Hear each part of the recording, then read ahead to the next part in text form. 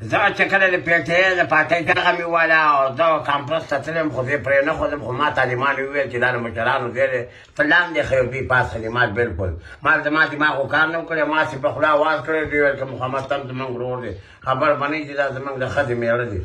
ډېر ولې زه چې پیټۍ اواز مې وکړو د پیټۍ والا نه ما پسې 4 روپۍ راټولې کړې او دې خلکو څه به ګرځېدم زه به هر وخت بیا اودسه به وم او تامیانو به راته کیمرې نیولې وي او وړه به مې ورته خراب شو لکه ښځه چې سړی سېږي د ایمانه ختمېدمه دې کې خو ټولې ګیلاکۍ دي ښځه کې فرق نه وي او بریتونه بیا هم دا والي او ځوانه یوه علامه به وه ما بېرته ایمان په ځای کړو او د علماو جامې مې جوړې کړې ایمان میلړه ته بېرته راوختو د په شرمونه شرمېدلی میلړ دې راته میلاو شوې وه او تباه کېدم او د ایمان اخلاص شوی وم اول وخت به بیا اودس وم اول وخت به اوس را باندې خدای رحم